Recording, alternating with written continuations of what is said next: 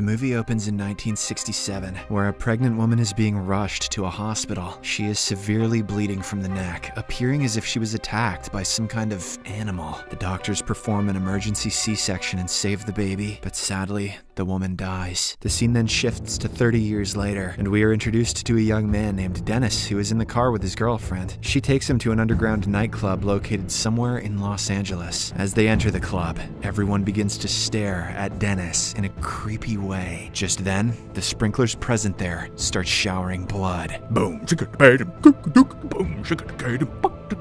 all the partygoers enjoy it, and they cheer in happiness. But Dennis goes into a state of panic. This is when we realize that all the people inside the club are actually vampires. Slowly, they turn their attention towards Dennis and proceed to attack him. But in the nick of time, our protagonist Blade arrives at the scene, clad in a black leather outfit. Turns out, Blade is the same child from the opening scene, who has now become a vampire hunter. The vampires launch their attack on Blade, but he easily defeats them using his special weapons. Eventually, all the vamps are either dead or have fled, except for Quinn, a muscular vampire. He tries to ambush Blade, but instead gets burnt to a crisp. Seconds later, the cops arrive at the scene, so Blade casually walks away. In the next scene, the police transport Quinn's burnt body to a local hospital, where a morgue technician named Curtis and a hematologist, Dr. Karen Jensen, conduct an examination on it. They discover numerous irregularities, including abnormally developed jaw muscles. As they discuss the test results, Quinn suddenly comes back to life and attacks both the doctors. The vampire immediately bites Curtis to death, but before he can do the same to Karen, Blade shows up. He effortlessly cuts off one of Quinn's arms, prompting him to run away. Blade then takes Karen to a safe house, where his old associate, Abraham Whistler, tends to her injuries. Abraham administers her with a solution of garlic essence and silver nitrate, expressing a cautious optimism about her chances of recovery, estimating them at 50-50. Elsewhere, we see a group of vampires discussing Blade's recent attack on their fellow members. One of the young vampires, named Deacon Frost, wants the vampires to outright rule the humans and simply use them as a food source, while an older vampire named Dragonetti prefers to maintain a peaceful coexistence. Dragonetti does not seem to like Frost because he is not a pure blood, as he merely became a vampire through the bite of another. The next morning, Karen wakes up and wanders around the safe house. During this, she witnesses Abraham injecting Blade with some blood serum. Later on, Abraham explains that he and Blade have been waging a secret war against vampires, using weapons based on their elemental weaknesses, such as sunlight, silver, and garlic. Or, in the case of Blade, taxes. As Karen is now marked by the bite of a vampire, both he and Blade urge her to leave the city. Afterwards, Karen goes to her apartment and begins packing her belongings. As she prepares to leave, she is confronted by a police officer named Krieger, who is a human slave owned by a vampire. Krieger tries to attack her, but Blade once again comes to her rescue. He effortlessly subdues the corrupt cop and notices a tattoo on the back of his neck. Blade immediately recognizes it as the mark of Deacon Frost. He then lets Krieger go in the hopes of tracking him to another vampire club. Following this, Blade and Karen shadow Krieger to a new underground club. There, they come across a morbidly obese vampire named Pearl, who works as a record keeper. They torture him with a UV light, demanding that he give up information. At first, the pustulant freak of nature refuses, saying he'd rather die than snitch. But as soon as the UV light starts burning his skin, he speaks up. Pearl reveals that Frost wants to command a ritual where he would use 12 pure-blooded vampires to awaken the blood god, La Magra. Armed with this insight, the duo delves further into the vampire archives, housing pages extracted from the vampire Bible. Not long after, they find themselves ambushed by a faction of vampires led by Quinn, who is now healed and regrown his previously severed hand. Quinn is determined to exact vengeance, but he soon realizes that Blade has a radio link in his ear. Moments later, Abraham arrives at the scene and opens fire on the vampires. In the midst of the chaos, Blade cuts off the other hand of Quinn. Seizing an opportune moment, the trio then boards a passing subway car, making their escape. Returning to the safe house, Abraham reveals the complete backstory of Blade to Karen. He recounts that he found Blade on the streets, feeding upon homeless people. According to Abraham, Blade is a unique amalgamation of human and vampire traits. possessing the supernatural strengths of vampires without any of their weaknesses, except for the need to consume human blood. Abraham also reveals that he's been developing serums to curb Blade's cravings, but Blade's body is starting to resist it. The same evening, Abraham learns that his attempt to cure Karen was ineffective, and that she is growing close to turning into a vampire. Despite this, Karen refuses to give up, so she heads to the hospital where she used to work and brings some laboratory equipment in order to try and find a cure for both her and Blade. While experimenting with the anticoagulant EDTA as a potential substitute, she discovers that it has a violent reaction when it is mixed with vampire blood. Recognizing its potential, she gives it to Blade, envisioning it as a potent weapon against the vampires. Meanwhile, Quinn is at the vampire base, facing reprimand for his repeated failures. Frost orders him to go back out and capture Blade alive. This confuses Quinn, as his boss and all other vampires have been trying to kill Blade for a very long time, but so far, none have succeeded. Afterwards, Frost and his henchmen abduct Dragonetti and take him to a beach just before sunrise. They forcibly rip out the elder vampire's fangs, while Frost and his gang shield themselves with sunscreen, black clothing, and motorcycle helmets. It's so 90s it hurts. Then, Dragonetti is left to burn to death due to the sun's rays. After this, Frost confronts the remaining elders of the Vampire Council, demanding that 12 people volunteer for his La Magra project. In the next scene, as Blade goes to purchase more items for hunting, Abraham and Karen discuss her latest attempt to cure vampire bites. Karen is sure that the new formula will work on her, but she is unsure what effects it might have on Blade because of his vampiric nature. Nonetheless, she remains resolute in her belief that she can cure his blood thirst, even if the process will take years. As the two continue chatting, Frost and his men suddenly barge inside their safe house. Abraham tries to shoot them with his special gun, but he is easily overwhelmed and beaten up. The bad guys then kidnap Karen and flee the scene. A short time later, Blade returns home, only to discover Abraham in a vegetative state. He is on the verge of dying due to the vampiric infection. In his final moments, he reveals about Frost's La Magra project, detailing that he is in search of Blade's blood. Abraham then requests Blade be careful, saying the existence of humanity depends on him. After this, he grabs Blade's gun and commits the unthinkable, fearing that he will turn into a vampire. Consumed by fury, Blade infiltrates Frost's headquarters and kills all of his men, any of them who come in his way. He attacks the vampires with EDTA, which makes them swell up and explode in a shower of blood and prosthetics. Blade finally reaches Frost's office, where he is confronted by a woman. She calls him by the name Eric, indicating that she knows him well. Then,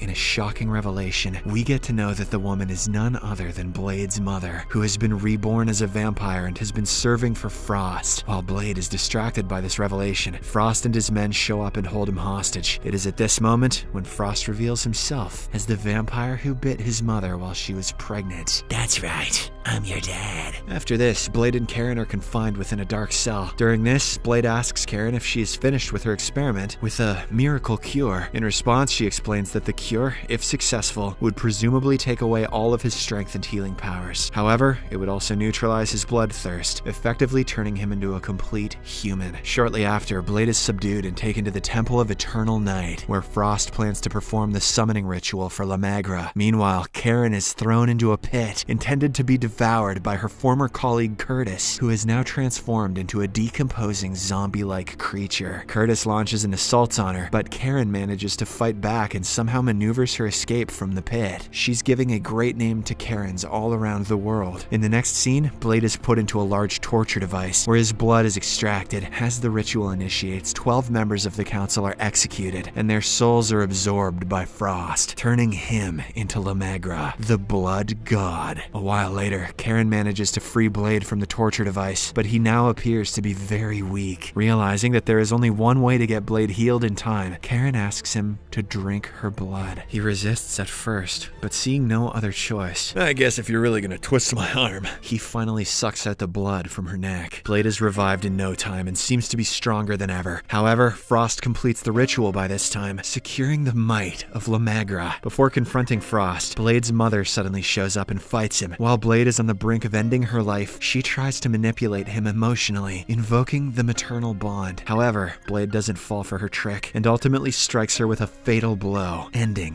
her life. He then fights his way through the remaining vampire guards, reclaiming his trademark sword and also decapitating Quinn to reclaim his sunglasses. In the meantime, Karen also helps Blade in taking out some of the vampires. By using using the garlic mace, causing them to explode. After a while, Blade finally comes face to face with Frost, and an intense battle ensues between the two. Swords clash with impressive precision as they engage in combat. At one point, Blade severs Frost's arm and slices him in half, but the blood god's body takes no time to regenerate. When nothing else works, Blade grabs the packet of EDTA vials and hurls them all towards Frost, administering multiple injections across his body. The plan works, and as a consequence of the EDTA overdose, Frost's body swells up and explodes in a massive shower of blood, finally resulting in his demise. Blade does a cool victory pose and says, "Science rules!" In the aftermath of this event, Karen extends an offer to cure Blade, but he declines, reasoning that despite Frost's demise, there are many other vampires out there, and that he must finish all of them. Blade tells her that if she really wants to help him, she can create an improved version of this serum so that he can continue his crusade against vampires. In the final sequence, we see Blade confronting a vampire in Moscow.